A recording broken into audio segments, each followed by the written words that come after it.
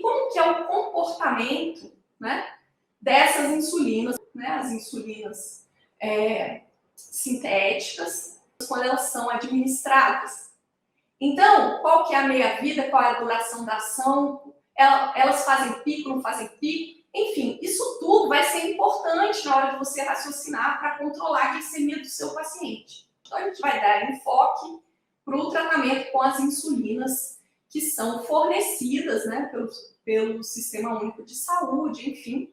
Então, eu vou me ater aqui à insulina NPH, à insulina regular e à insulina de ação ultra rápida, o análogo de ação ultra rápida. A insulina NPH, ela é uma insulina de ação intermediária, né? Então, o que vai acontecer?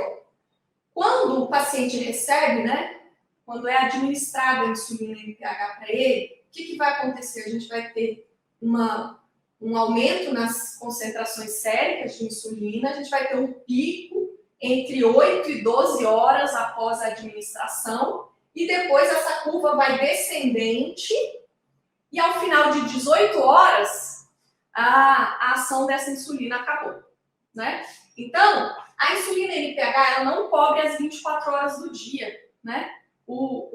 A duração de ação dela é de até 18 horas. Ela não vai cobrir as 24 horas.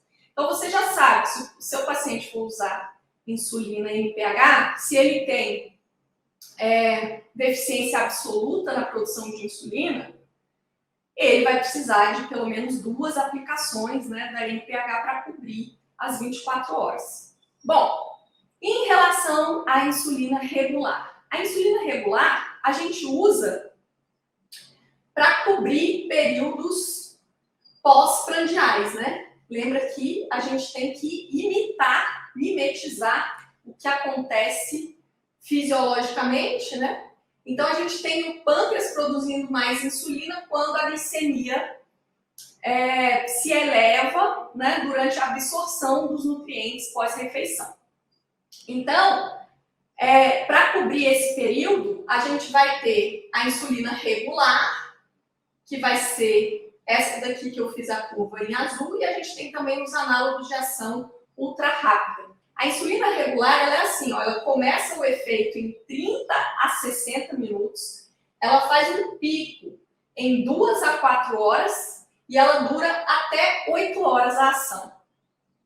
Enquanto que o análogo de ação ultra rápida, ele vai começar a agir com 10 minutos, 10 a 30 minutos, vai fazer um pico em 1 hora e vai ter uma duração de ação de 3 a 5 horas. Mas bora lá. Então, olha, eu preciso cobrir o basal e eu preciso cobrir o bolus.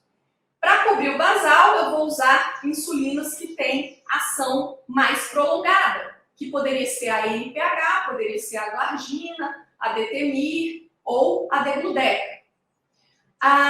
E para cobrir os períodos pós-prandiais, eu vou utilizar a insulina de ação rápida, né? E aí, para isso, a gente vai ter a insulina regular, que é a formulação existente há mais tempo no mercado, é a mais barata, é a mais acessível, porém ela tem um início de ação mais lento, um pico mais tardio e uma duração mais prolongada da ação.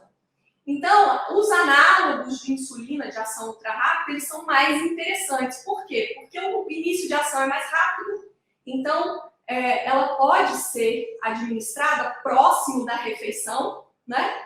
O pico de ação também é mais rápido e a duração é menor, então o paciente tem menos risco de fazer hipoglicemia tardiamente, né? Pensa comigo, a gente quer imitar esse processo aqui, né? A gente quer imitar esse processo aqui. Aumentou a glicemia pela absorção de alimentos, aumenta a produção de insulina.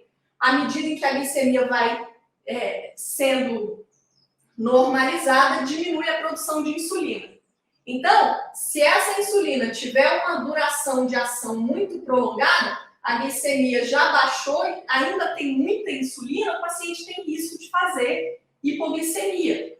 Então, é por isso que é mais interessante a gente usar um análogo de ação ultra rápida, porque vai mimetizar melhor o fisiológico, né?